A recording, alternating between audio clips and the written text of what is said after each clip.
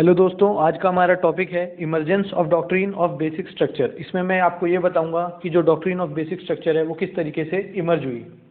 ये एक long drawn process है जो 1950s में स्टार्ट होता है और इसका culmination point 1973 Keshavananda Bharati case है, जिसमें सुप्रीम कोर्ट ने पहली बार डॉक्ट्रिन ऑफ बेसिक स्ट्रक्चर के बारे में मेंशन किया, उसका जिक्र किया। ये हमारे कॉन्स्टिट्यूशन में कहीं भी एक्सप्लिसिटली मेंशन नहीं है और ये प्योरली एक जुडिशियल इनोवेशन है। बेसिक स्ट्रक्चर कुछ उन प्रोविजंस और आइडल्स को कहते हैं जिन पे हमारा पूरा कॉन्स्टिट्यूशन बेस्ड है। मतलब अगर उन आइडल्स में कोई बदलाव कर दिया जाए, उनको अमेंड कर दिया जाए, तो जो हमारा कॉन्स्टिट्यूशन अभी है वो वैसे नहीं रहेगा, उसके नेचर में बदलाव आ जाएगा। उन्हीं सब प्रोविजंस को या आइडल्स को बेसिक स्ट्रक्चर कहते हैं। ये अभी तक पूरा ओवरव्यू था बेसिक स्ट्रक्चर का, और इसको सही से समझने से पहले हमें थोड़ा सा बैकग्राउंड में जाना होगा। जब 1950 में हमारा कॉन्स्टिट्यूशन इन्फोर्स हुआ तो जुडिशरी के सामने एक सवाल आया कि क्या जो फंडामेंटल राइट्स हैं उनको अमेंड करा जा सकता है या नहीं करा जा सकता। और ऐसा सवाल इसलिए उठा क्योंकि कुछ मिसअंडरस्टैंडिंग थी। आर्टिकल 368 ये कहता है कि कॉन्स्टिट्यूशन के किसी भी प्रोविज़न को अमेंड करा जा सकता है, और क्योंकि ये किसी भी प्रोविज़न को अमेंड करने की बात करता है तो उसमें फंडामेंटल राइट भी आ जाते हैं, क्योंकि वो भी कॉन्स्टिट्यूशन के ही प्रोविज़न है। पर आर्टिकल 13 क्लॉज 2 कहता है state shall not make any law which abridge और वायलेट्स द फंडामेंटल राइट्स। मतलब राज्य कोई भी ऐसा कानून नहीं बनाएगा जो फंडामेंटल राइट्स को वायलेट करे या उनके साथ इनकंसिस्टेंट हो। इसका इनडायरेक्टली मतलब ये भी निकलता है कि फंडामेंटल राइट्स को अमेंड नहीं करा जाना चाहिए, उनमें कोई बदलाव नहीं होना चाहिए, क्योंकि अगर आप उनमें कुछ बदलाव कर रहे हो तो वो भी एक टाइप से उनका वायलेशन हो गया। इसका ये मतलब निकलता था उस समय। और आर्टिकल 13 क्लॉज 2 में जो सबसे इम्पोर्टेंट शब्द है वो है लॉ।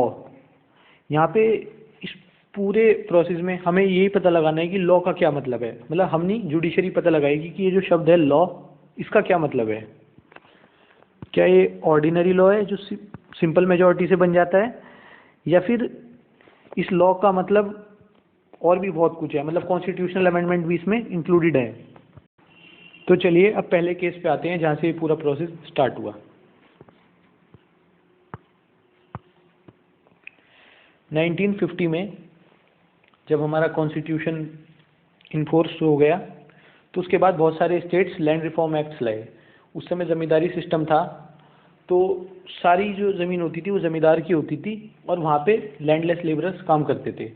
तो जो लैंड का डिस्ट्रीब्यूशन था वो बहुत ज़्यादा इनइक्वल था, और जो इन लोगों पे ज़मीन नहीं थी उन लोगों को ज़मीन देने के लिए एक टाइप से डिस्ट्रीब्यूटिव जस्टिस को प्रमोट करने के लिए लैंड रिफॉर्म्स एक्ट लाए गए। इसमें क्या होता था, एक सीलिंग लगा दी गई कि इससे ज़्यादा ज़मीन किसी भी लैंडलॉर्ड के पास, ज़मींदार के पास नहीं हो सकती, और जो एक्स्ट्रा ज़मीन होती थी वो ले ली जाती थी उनसे, और वो जहाँ जो लोग उस ज़मीन पे पहले से काम कर रहे होते थे उनको वो ज़मीन दे दी जाती थी। लेकिन क्योंकि ज़मींदारों की ज़मीन ली जा रही थी तो इस चीज़ से वो बहुत नाराज़ थे, और ये जो लैंड रिफॉर्म एक्ट थे अलग अलग स्टेट के, इनको सुप्रीम कोर्ट में चैलेंज करा गया। और जिस केस में चैलेंज करा गया उसका नाम था Kameshwar Prasad versus state of Bihar.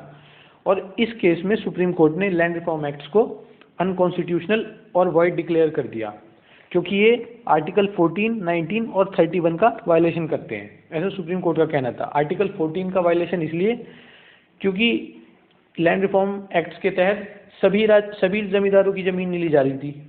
जो छोटे ज़मींदार थे, जो सीलिंग नहीं वायलेट कर रहे थे, उनकी ज़मीन नहीं ली गई। जो बड़े ज़मींदार थे उनसे ज़्यादा ज़मीन ली गई।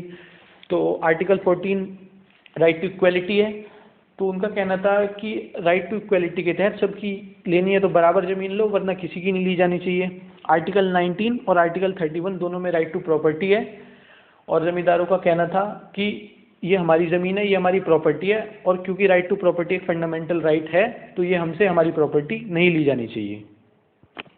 इसी समय मद्रास गवर्नमेंट ओबीसीज़ के लिए एक रिजर्वेशन पॉलिसी लाती है, जिसमें ओबीसीज़ को पब्लिक एम्प्लॉयमेंट और एजुकेशनल इंस्टीट्यूट्स में रिजर्वेशन दिया गया था। मद्रास गवर्नमेंट के इस रिजर्वेशन पॉलिसी को भी सुप्रीम कोर्ट में चैलेंज करा जाता है, और उस केस का नाम है चंपाकम दोराई राजन वर्सेस स्टेट ऑफ मद्रास। इस केस में सुप्रीम कोर्ट मद्रास की रिजर्वेशन पॉलिसी को अनकॉन्स्टिट्यूशनल डिक्लेयर कर देती है, क्योंकि एज पर सुप्रीम कोर्ट ये आर्टिकल 14, 15 और 16 का वायलेशन था। आर्टिकल 14 का वायलेशन इसलिए क्योंकि ये राइट टू इक्वलिटी के अगेंस्ट है, सबको रिजर्वेशन नहीं दिया गया, एक सर्टेन क्लास को रिजर्वेशन दिया गया है। आर्टिकल 15 का इसलिए क्योंकि उस वक्त तक आर्टिकल 15 में ओबीसीज के लिए एज सच रिजर्वेशन के कोई प्रोविज़न नहीं थे, और आर्टिकल 16 का भी इसीलिए क्योंकि उस वक्त तक ओबीसीज के लिए पब्लिक एम्प्लॉयमेंट में कोई रिजर्वेशन का प्रोविज़न नहीं था। इन दोनों केसेस में सुप्रीम कोर्ट का जो जजमेंट था उसकी वजह से सुप्रीम कोर्ट को बहुत ज़्यादा क्रिटिसाइज करा गया, क्योंकि जो ज़मींदार होते थे वो भी जनरली अपर कास्ट होते थे, और जो Kameshwar Prasad versus state of Bihar में सुप्रीम कोर्ट का जजमेंट था वो ज़मींदारों के फेवर में था कि लैंड रिफॉर्म एक्ट जो है वो वायलेशन करते हैं फंडामेंटल राइट्स का। और जो चंपकम दुराई राजन में भी रिजर्वेशन दिया गया था वो ओबीसीज को दिया गया था, और इस रिजर्वेशन पॉलिसी को नल एंड वॉइड डिक्लेयर कर दिया गया। तो एक टाइप से ये भी अपर कास्ट को फेवर कर रहा है, ऐसा लोगों ने माना। इस वजह से सुप्रीम कोर्ट को काफ़ी क्रिटिसिज्म झेलना पड़ा। गवर्नमेंट सुप्रीम कोर्ट के फैसले से खुश नहीं थी, क्योंकि दोनों ही जो प्रोविजंस थे, एक तो लैंड रिफॉर्म एक्ट्स वाला और रिजर्वेशन पॉलिसी, ये दोनों सोशल जस्टिस को प्रमोट करते हैं, तो गवर्नमेंट इनके फेवर में थी। इसी वजह से जो सुप्रीम कोर्ट का डिसीजन था उसको ओवररूल करने के लिए government first constitutional amendment act लाती है 1951 में। फर्स्ट कॉन्स्टिट्यूशनल अमेंडमेंट एक्ट में गवर्नमेंट आर्टिकल 15, 19 और 31 को अमेंड करती है, और एक नया शेड्यूल इंडियन कॉन्स्टिट्यूशन में जोड़ा जाता है जो कि है 9th शेड्यूल। आर्टिकल 15 को इसलिए अमेंड करा गया ताकि जो मद्रास की रिजर्वेशन पॉलिसी है उसको लागू कराया जा सके। आर्टिकल 19 और आर्टिकल 31 को इसलिए अमेंड करा गया क्योंकि ये राइट टू प्रॉपर्टी से डील करते हैं और लैंड रिफॉर्म एक्ट्स का प्रॉपर इम्प्लीमेंटेशन हो सके, इसलिए आर्टिकल 19 और 31 को अमेंड कर दिया गया। तो कॉन्स्टिट्यूशनल अमेंडमेंट में, मतलब फर्स्ट कॉन्स्टिट्यूशनल अमेंडमेंट में 3 फंडामेंटल राइट्स को अमेंड करा गया, और इसे सुप्रीम कोर्ट में चैलेंज करा जाता है शंकरी प्रसाद वर्सेस यूनियन ऑफ इंडिया में, कि जो फर्स्ट कॉन्स्टिट्यूशनल अमेंडमेंट है वो फंडामेंटल राइट्स को अमेंड कर रहा है, और हमारा कॉन्स्टिट्यूशन आर्टिकल 13 क्लॉज 2 के तहत ये कहता है कि फंडामेंटल राइट्स को अमेंड नहीं करा जा सकता। तो first constitutional amendment act article 13 clause 2 का वायलेशन है। तब शंकरी प्रसाद वर्सेस यूनियन ऑफ इंडिया में सुप्रीम कोर्ट बताता है कि जो इंडियन पार्लियामेंट है उसके पास 2 तरीके की लेजिस्लेटिव पावर है। एक ऑर्डिनरी लेजिस्लेटिव पावर जो सिंपल मेजॉरिटी, मतलब जिसमें सिंपल मेजॉरिटी का इस्तेमाल होता है, और एक कॉन्स्टिट्यूएंट लेजिस्लेटिव पावर जो आर्टिकल 368 से है। और कोई भी इनेक्टमेंट जो आर्टिकल 368 के अंडर करा गया है वो मीनिंग ऑफ एक्सप्रेशन लॉ में नहीं आता, मतलब आर्टिकल 13 क्लॉज 2 में जो एक टर्म इस्तेमाल करी गई है लॉ, वो उसके दायरे से बाहर है। इसलिए फर्स्ट कॉन्स्टिट्यूशनल अमेंडमेंट एक्ट पूरी तरीके से कॉन्स्टिट्यूशनल है और वो नल एंड वॉइड डिक्लेयर नहीं करा जा सकता। तो गवर्नमेंट काफ़ी खुश थी शंकरी प्रसाद केस में जो फैसला आया उससे, और आगे चलकर 4th कॉन्स्टिट्यूशनल अमेंडमेंट एक्ट लाया गया जिसमें 2 नए आर्टिकल जोड़े गए, आर्टिकल 31A और 31B। 16th constitutional amendment act जिसमें आर्टिकल 19 और आर्टिकल 31 को अमेंड करा गया। ये भी इसीलिए करा गया था ताकि प्रॉपर इम्प्लीमेंटेशन हो सके लैंड रिफॉर्म एक्ट्स का। तो 4th कॉन्स्टिट्यूशनल अमेंडमेंट एक्ट और 16th कॉन्स्टिट्यूशनल अमेंडमेंट एक्ट को दोबारा सुप्रीम कोर्ट में चैलेंज करा गया सज्जन सिंह केस में, लेकिन इसमें भी सुप्रीम कोर्ट ने वही जजमेंट दिया जो शंकरी प्रसाद केस में दिया था कि जो ये कॉन्स्टिट्यूशनल अमेंडमेंट एक्ट है ये पूरी तरीके से कॉन्स्टिट्यूशनल है, क्योंकि आर्टिकल 13 क्लॉज 2 में जो शब्द है लॉ, उसमें कॉन्स्टिट्यूशनल अमेंडमेंट एक्ट नहीं आते, उसमें सिर्फ जो ऑर्डिनरी लेजिस्लेशन है, नोटिफिकेशन, रूल्स, रेगुलेशंस, डायरेक्शंस, ये सब आते हैं, और कॉन्स्टिट्यूशनल अमेंडमेंट एक्ट इसमें नहीं आता। इसके बाद government 17th constitutional amendment act लाती है और उसमें आर्टिकल 31 को अमेंड करा जाता है, और इसको दोबारा से सुप्रीम कोर्ट में चैलेंज करा जाता है Golaknath versus state of Punjab 1965 case में। अभी तक जो पहले 2 जजमेंट थे शंकरी प्रसाद का और सज्जन सिंह केस का, उसमें दोनों कॉन्स्टिट्यूशनल अमेंडमेंट एक्ट्स को सुप्रीम कोर्ट ने कॉन्स्टिट्यूशनल बताया, लेकिन यहाँ पर 17th कॉन्स्टिट्यूशनल अमेंडमेंट एक्ट को सुप्रीम कोर्ट ने अनकॉन्स्टिट्यूशनल बता दिया, और इसमें सुप्रीम कोर्ट ने बहुत ज़्यादा रिग्रेसिव जजमेंट दिया। इसमें सुप्रीम कोर्ट ने कहा कि पार्लियामेंट के पास सिर्फ एक तरीके की लॉ मेकिंग पावर है, वो है ordinary law making power. Parliament constitution को अमेंड नहीं कर सकता, और क्योंकि 17th constitutional amendment act article 31 को अमेंड करता है जो कि फंडामेंटल राइट्स का है एक आर्टिकल है, तो ये अनकॉन्स्टिट्यूशनल है। तो इस जजमेंट की वजह से जो हमारा अभी तक एक डायनामिक कॉन्स्टिट्यूशन था वो एक स्टैटिक डॉक्यूमेंट में बदल गया कि अब उसमें कोई अमेंडमेंट नहीं हो सकता। और इस केस में सुप्रीम कोर्ट ने एक और बात कही कि जो फंडामेंटल राइट्स हैं वो ट्रांसीडेंटल पोजीशन होल्ड करते हैं, मतलब ओवरराइडिंग पोजीशन, कि वो कॉन्स्टिट्यूशन के किसी भी प्रोविजन से ज़्यादा इंपॉर्टेंट है। तो अगर आप कॉन्स्टिट्यूशन ही अमेंड नहीं कर सकते तो फंडामेंटल राइट को तो बिल्कुल भी अमेंड नहीं करा जा सकता, क्योंकि उनके पास एक ओवरराइडिंग पोजीशन है, वो कॉन्स्टिट्यूशन के और सभी प्रोविजन से ज़्यादा इंपॉर्टेंट है। इस केस में सुप्रीम कोर्ट ये भी कहता है कि आर्टिकल 368 में सिर्फ प्रोसीजर बताया गया है कॉन्स्टिट्यूशन को अमेंड करने का, उसमें ये कहीं नहीं कहा गया कि पार्लियामेंट कॉन्स्टिट्यूशन को अमेंड करेगा।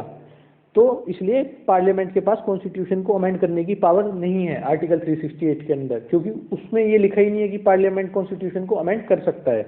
उसमें सिर्फ एक प्रोसीजर दिया गया है कॉन्स्टिट्यूशन को अमेंड करने का। तो जो गोलकनाथ केस में सुप्रीम कोर्ट का जजमेंट था उसके रिस्पॉन्स में government 24th constitutional amendment act 1971 लाती है, जिसमें मेनली दो प्रोविज़न थे। पहला तो ये कि जो आर्टिकल 368 है, जिसके बारे में सुप्रीम कोर्ट ने गोलकनाथ केस में ये कहा कि आर्टिकल 368 में कहीं भी ये नहीं लिखा कि पार्लियामेंट कॉन्स्टिट्यूशन को अमेंड कर सकता है, उसका टाइटल गवर्नमेंट ने चेंज कर दिया और उसका टाइटल हो गया the power of parliament to amend the constitution and the procedure thereof. तो अभी एक्सप्लिसिटली मेंशन है आर्टिकल 368 में कि power of parliament to amend the constitution, मतलब पार्लियामेंट के पास ये पावर है कॉन्स्टिट्यूशन अमेंड करने की। और जो इसका दूसरा इंपॉर्टेंट प्रोविजन था वो था कि इसमें आर्टिकल 13 में क्लॉज 4 जोड़ दिया गया, और क्लॉज 4 में ये कहा गया कि आर्टिकल 13 में जो एक एक्सप्रेशन यूज हुआ है लॉ, वो कॉन्स्टिट्यूशनल अमेंडमेंट एक्ट को इंक्लूड नहीं करता। मतलब expression law under article 13 does not include constitutional amendment act. तो इसका मतलब ये हो गया कि अब जो पार्लियामेंट है वो कॉन्स्टिट्यूशनल अमेंडमेंट एक्ट से फंडामेंटल राइट्स को भी अमेंड कर सकता है। तो इसके बाद 24th कॉन्स्टिट्यूशनल अमेंडमेंट एक्ट को सुप्रीम कोर्ट में चैलेंज करा गया Keshavananda Bharati versus state of Kerala 1973 case में। लेकिन इसमें सुप्रीम कोर्ट ने 24th कॉन्स्टिट्यूशनल अमेंडमेंट एक्ट को पूरी तरीके से लीगल और वैलिड बताया। और इस बार सुप्रीम कोर्ट ने वही पोजीशन ली जो पिछले दो केसेस में ली थी, शंकरी प्रसाद और सज्जन सिंह केस में, कि पार्लियामेंट कॉन्स्टिट्यूशन को अमेंड कर सकती है। और पार्लियामेंट के पास दो तरीके की लेजिस्लेटिव पावर होती हैं, ऑर्डिनरी लेजिस्लेटिव पावर और कॉन्स्टिट्यूएंट लेजिस्लेटिव पावर। और कॉन्स्टिट्यूएंट लेजिस्लेटिव पावर के तहत वो कॉन्स्टिट्यूशन को अमेंड कर सकता है पार्लियामेंट।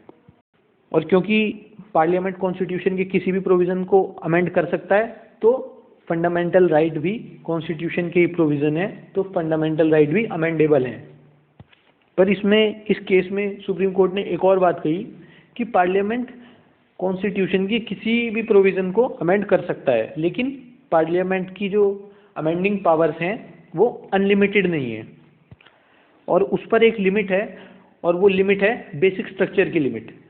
मतलब पार्लियामेंट कॉन्स्टिट्यूशन की किसी भी प्रोविज़न को अमेंड कर सकता है, लेकिन कुछ प्रोविज़न कॉन्स्टिट्यूशन में ऐसे हैं जिनको पार्लियामेंट अमेंड नहीं कर सकता, और वो प्रोविज़न्स हैं बेसिक स्ट्रक्चर।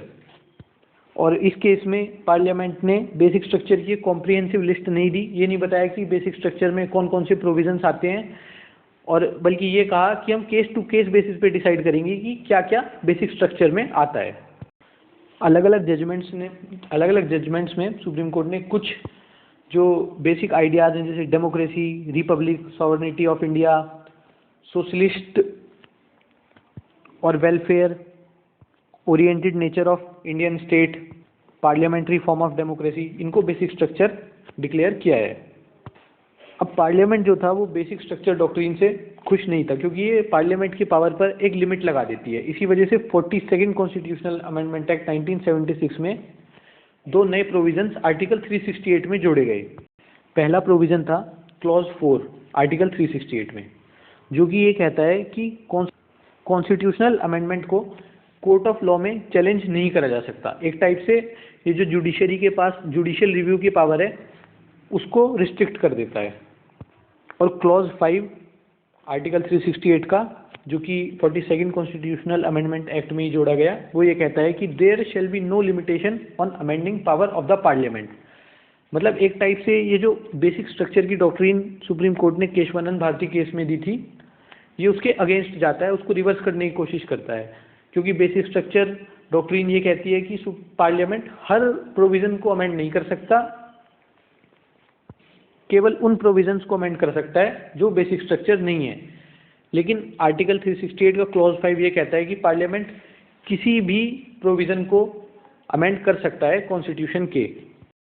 तो ये बेसिक स्ट्रक्चर डॉक्ट्रिन का वायलेशन है और इन दो प्रोविजंस को मिनर्वा मिल्स केस में चैलेंज करा गया, जिसमें सुप्रीम कोर्ट ने आर्टिकल 368 के क्लॉज 4 और क्लॉज 5 को अनकॉन्स्टिट्यूशनल डिक्लेयर कर दिया। क्लॉज 4 को इसलिए क्योंकि ये जुडिशरी से जुडिशियल रिव्यू की पावर ले लेता है, उसको ख़त्म कर देता है जुडिशियल रिव्यू की पावर को। और क्लॉज 5 को इसलिए क्योंकि ये पार्लियामेंट को बहुत ज़्यादा स्ट्रॉन्ग बना देता है और जो एक डेलिकेट बैलेंस है एग्जीक्यूटिव, जुडिशरी और लेजिस्लेचर के बीच, ये उसको डिस्टर्ब करता है।